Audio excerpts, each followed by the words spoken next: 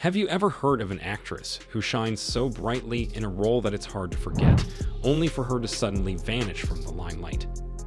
Sandahl Bergman, the athletic beauty who captured hearts in Conan the Barbarian, did just that. After mesmerizing audiences alongside Arnold Schwarzenegger, she seemingly stepped back from prominent Hollywood roles, leaving fans puzzled. What made Bergman transition from a shining star to a mystery? Let's dive into her captivating journey and discover the enigma that is Sandahl Bergman. The rise of Sandahl Bergman. Sandahl Bergman's journey in the world of entertainment resonates with the classic tale of a small-town girl making it big in the city. Born on November 14, 1951, in Kansas City, Missouri, Bergman's tall, slender figure and athletic prowess hinted at a destiny away from the ordinary, even during her early years. Her height reaching a striking 6 feet, though she cheekily claimed she was 5'12", humorously stating, "No girl should have to be 6 feet," set her apart and paved a path towards a remarkable career. Growing up, Bergman was drawn to the world of theater and acting. Her initial foray into the realm of performing arts began at Shawnee Mission East High School, where she was part of various productions. It was here, on the local stages of her hometown, that fortune first smiled upon Sandahl. The acclaimed choreographer Tommy Tune happened to be visiting Kansas, and upon witnessing her performance, he recognized her innate talent. This serendipitous discovery was a turning point in Bergman's life. At the tender age of 15, Tune handed her an equity card along with a golden opportunity, a trip to Broadway. Leaping, Bergman moved to New York in her 20s. The city, with its bustling theater district and artistic energy, was the perfect platform for her to hone her craft. She graced the stages of several Broadway shows, embracing every role with the enthusiasm and passion of a true artist. However, her big break came when the iconic choreographer Bob Fosse took notice of her. Impressed by her dancing prowess, Fosse cast her as a replacement dancer in a production of Pippin. This collaboration marked the beginning of a fruitful partnership as Bergman and Fosse developed a strong professional rapport, working together on numerous occasions thereafter. Sandahl Bergman's role in A Chorus Line. 1974 was a landmark year for Bergman. She made her film debut as a dancer in Mame. This was followed by roles in well-received musicals like Zizi in 1973 and Mac and Mabel in 1974. Yet, it was the 1977 critically acclaimed musical A Chorus Line that further cemented her reputation in the industry.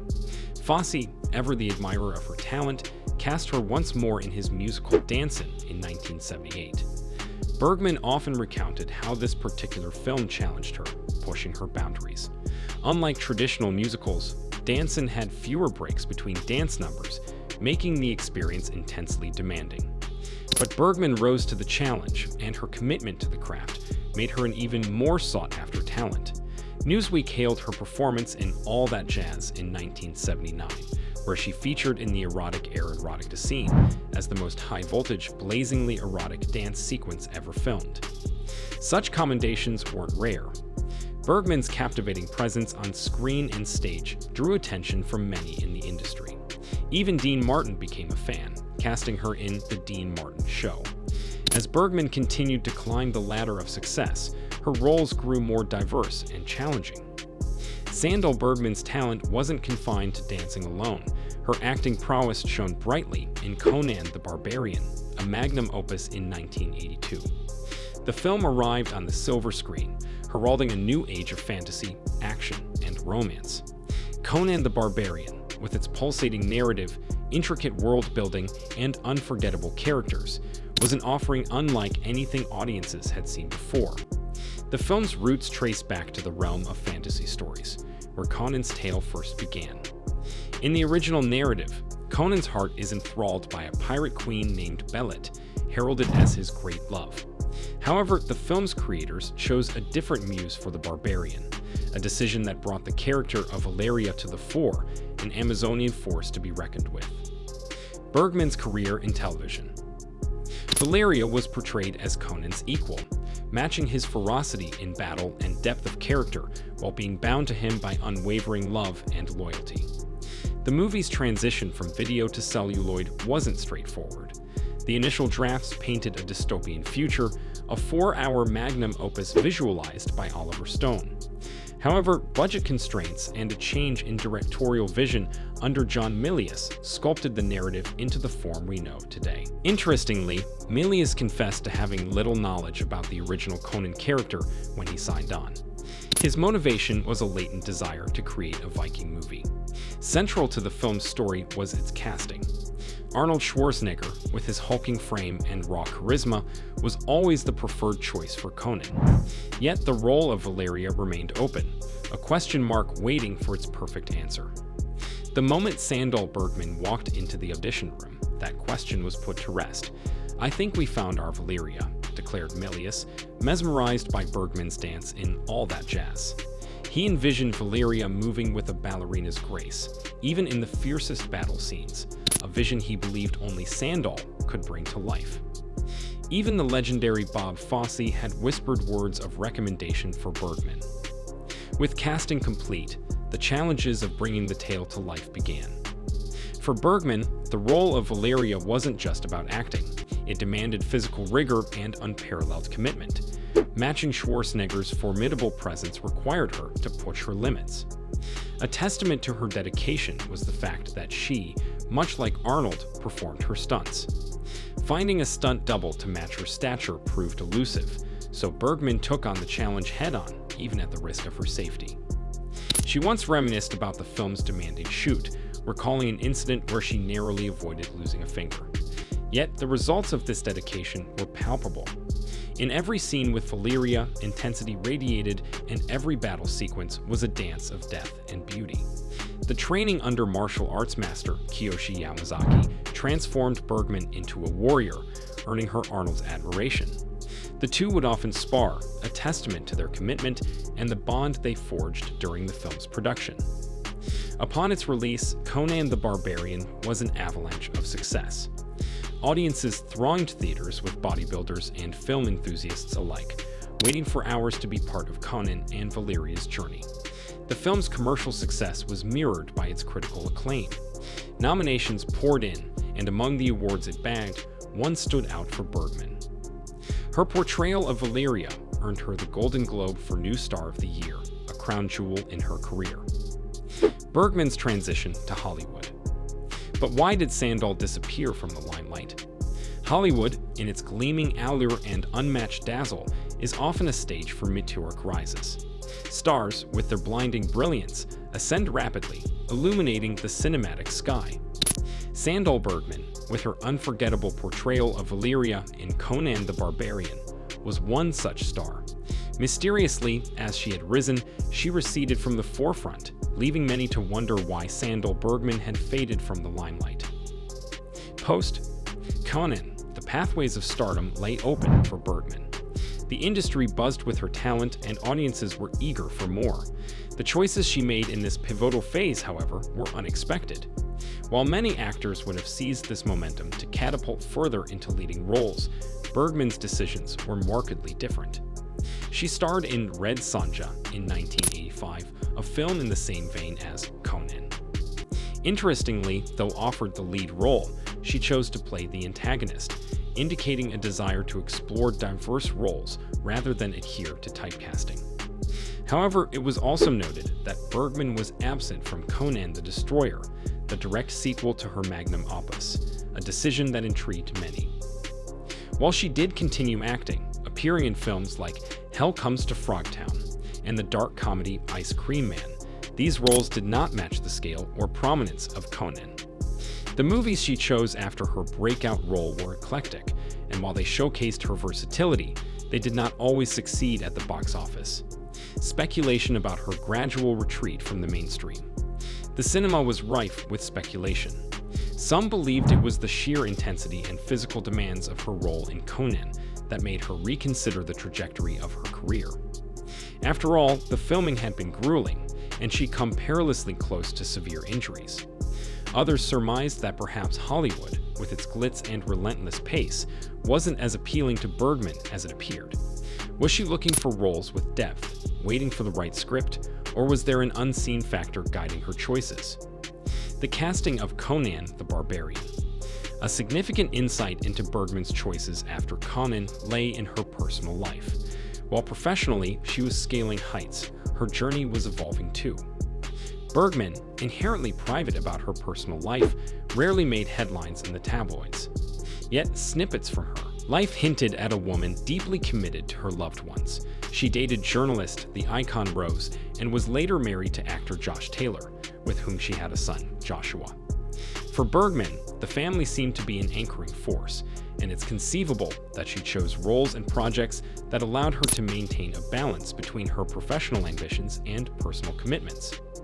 The world of fitness and dance also beckoned her. With her athletic build and dance background, Bergman fit seamlessly into the exercise video craze of the 80s.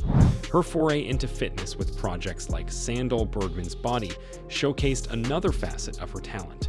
These ventures, while not cinematic, were still avenues of expression and perhaps offered her the space and flexibility she desired. Moving on to a different topic, an unusual interjection in cartoons and anime is the portrayal of Adolf Hitler. Animation has often been a realm where imagination runs wild, bringing to life tales of joy, adventure, and mystery. Yet within this colorful tapestry, there are times when a shadow from reality intrudes. The 1940s witnessed a slew of animations that took satirical jabs at Hitler and the Nazi regime. Charlie Chaplin's The Great Dictator, though not strictly animated, stands out as a pioneering critique. Chaplin's portrayal of a bumbling dictator unmistakably mirrored Hitler. Warner Brothers, with their beloved character Bugs Bunny, often found themselves in conflict with cartoon versions of Nazi officials, including Hitler himself. Shorts like Hair Meets Hair and The Master Race showcased this. Jumping ahead to the realm of anime, Full Metal Alchemist, Conqueror of Shambhala, presents an alternative universe, echoing the tumultuous backdrop of Hitler's early rise.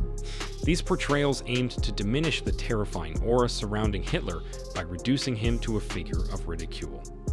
The evil dances around direct references, but immerses viewers in a world bearing stark resemblances to World War II-era Europe.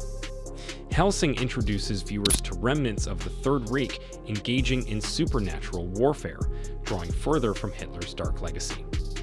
The multifaceted impact of Hitler references. The world of modern cinema and television isn't immune to Hitler's influence either. Look Who's Back, a satirical film, imagines a scenario where Hitler awakens in contemporary Berlin, providing both humor and chilling commentary. Television shows like The Simpsons, South Park, and Family Guy have over the years woven Hitler into their narratives, whether it's a fleeting reference or an entire episode dedicated to him. The objective remains the same: to offer commentary, provoke thought, or simply generate laughs. Anime series like JoJo's Bizarre Adventure and Attack on Titan subtly touches upon themes reminiscent of Nazi ideologies, hinting at the overarching influence of Hitler's worldview. The iconic graphic novel Maus offers a poignant take on the Holocaust, using cats and mice as metaphors for Nazis and Jews, respectively. The shadow of Hitler looms large, symbolizing the terror he wrought. Such portrayals and references, spanning genres and mediums, underscore the indelible mark Hitler has left on global consciousness. By integrating him into animations and cartoons, creators are perhaps attempting to understand, critique, or simply remember a chapter from history that, for better or worse, has defined much of modern geopolitics. More surprisingly, Hitler references persist as we delve deeper into the realm of animation. Despite the vast dichotomy between the light-hearted nature of cartoons and the grave reality of Hitler's actions, his figure continues to crop up in unexpected corners, challenging our perceptions and prompting deeper introspection. In the animated space, Disney's wartime propaganda cartoon, Der Führer's Face, stands out, featuring Donald Duck in a nightmare setting of Nazi Germany. The cartoon aimed to caricature and mock the totalitarian regime, all the while emphasizing the value of freedom. Inglourious Basterds by Quentin Tarantino, though predominantly live action, incorporates elements of caricature and exaggerated reality, presenting an alternate history where a group of Jewish soldiers plots to assassinate Nazi leaders, including Hitler. This blend of brutal reality with elements of dark humor creates a unique narrative tapestry. Anime, with its expansive thematic range, hasn't shied away from references either. Black Lagoon, set in the crime-ridden seas of Southeast Asia, features neo-Nazis as antagonists in one of its arcs. The portrayal, while dramatic, underscores the lasting influence of Hitler's ideologies. In another anime, Tokyo Revengers, gangs and symbols reminiscent of Nazi iconography are evident, although not directly attributed to Hitler. Such indirect references hint at the lasting, often insidious impact of Nazi symbolism. Hitler's presence in video games. In the world of video games, the influence is equally apparent. Games like Wolfenstein, which revolve around defeating Nazis and their leaders, incorporate a fictionalized version of Hitler, balancing gameplay mechanics with the weighty backdrop of World War II. Bionic Commando, an older video game, presents a revived Hitler as the final boss, emphasizing the idea of confronting and defeating the evils of the past. Even children's programming hasn't been entirely immune. In Pinky and the Brain, a show about two mice trying to conquer the world, there's an episode where Brain's plans eerily mimic those of Hitler. While subtle and masked under humor, the reference is clear to older audiences. Similarly, Adventure Time, a show known for its layers of depth, showcases a character called the Lich King, whose desire for global domination and destruction parallels some of Hitler's ambitions. As these references accumulate, their collective impact becomes multifaceted. On one hand, they serve to satirize, critique, and even trivialize the real horrors associated with Hitler, making them more palatable for general audiences. But on the other hand, there's an inherent danger. Does constant exposure, especially in humorous or lighthearted contexts, risk desensitizing audiences to the true atrocities of Nazi Germany? Does it transform Hitler from a historical monster to just another character in popular culture? The enduring influence of Hitler on animation. In this final leg of our journey through the animated world's surprising engagement with Adolf Hitler, we encounter yet more instances where the notorious figure finds his way into the realm of cartoons and anime. Each reference serves as a reminder of the complex interplay between history, satire, and entertainment. The Simpsons, a long-running show that thrives on satirical humor, has featured Hitler in various episodes, showcasing the enduring impact of his legacy on modern culture. South Park, another animated series known for pushing boundaries, often uses Hitler to comment on contemporary political issues with an approach that deftly balances humor and introspection. Family Guy, too, has not shied away from Hitler references, whether it's a fleeting joke or a more elaborate commentary. The show demonstrates how this historical figure continues to serve as a source of inspiration, satire, or critique. The anime series JoJo's Bizarre Adventure is known for its unique take on historical and pop culture references. Hitler's legacy is not directly addressed, but the themes and characters draw parallels with Nazi ideologies, reminding us of how the specter of the Third Reich continues to influence creative works. Attack on Titan, a popular anime series, doesn't explicitly mention Hitler, yet its narrative echoes themes of oppression, racism, and xenophobia akin to the atmosphere prevalent in Nazi Germany. This subtlety demonstrates how historical context can seep into fictional worlds. Italia, Axis Powers, which personifies countries as characters, navigates the complexities of World War II, with Nazi Germany represented by a character named Germany. While Hitler himself isn't directly shown, the series engages with the broader context of the era. Moss, a graphic novel, offers a poignant portrayal of the Holocaust, using cats and mice as metaphors for Nazis and Jews, respectively. Hitler appears as the central antagonist, underscoring the graphic novel's unflinching depiction of history's darkest chapter. Night of the Living Dio, a parody of Scooby-Doo, places the gang in a scenario where they confront Nazi zombies, complete with caricatures that resemble Hitler. In another Bugs Bunny cartoon, The Master Race, the iconic character faces off against Hitler, Hirohito, and Mussolini, quite literally on the road to hell. The Wolfenstein video game series features a fictionalized version of Hitler as a recurring villain, adding a layer of complexity to its gameplay that mirrors historical events. Bionic Commando, an older video game, positions a revived Hitler as the final boss, challenging players to confront the past in the form of a fictionalized adversary. Pinky and the Brain, a beloved animated show, has an episode where Brain's plans strikingly mimic Hitler's, offering a subtle reference that may be more apparent to adult audiences. Adventure Time, known for its layers of depth, introduces the Lich King, a character whose aspirations for global domination and destruction mirror some of Hitler's ambitions, hinting at the enduring influence of history. Fitness and wellness contributions. These final references emphasize how Hitler's presence endures, infiltrating the world of animation across genres and mediums. They offer creators a platform to grapple with history using humor, satire, or critique to explore the complex facets of the past. Beyond her iconic role as Valeria in Conan the Barbarian, Sandahl Bergman's career ventured into lesser-known territories, where she continued to shine and contribute to the world of entertainment. While Valeria remains a beloved character, Sandahl's journey encompassed workout videos, diverse film roles, and television appearances. In the 1980s, Sandahl Bergman became a prominent figure in the fitness industry, riding the wave of Jane Fonda's workout video craze. She ventured into instructing exercise routines and featured prominently in the Firm exercise videos, helping individuals across the country break a sweat and stay healthy. Sandahl Bergman's Body, released in 1983, offered viewers a unique fusion of ballet, jazz, stretches, and strengthening exercises. What set it apart was its accessibility, requiring minimal equipment, with a simple chair being the most advanced piece needed. Over time, it became a collector's item, a testament to her influence in the fitness world. Additionally, Sandahl recorded the Firm Aerobics Workout with Weights, Volume 3 in 1990. Her dedication to fitness and well-being remained a constant throughout her career.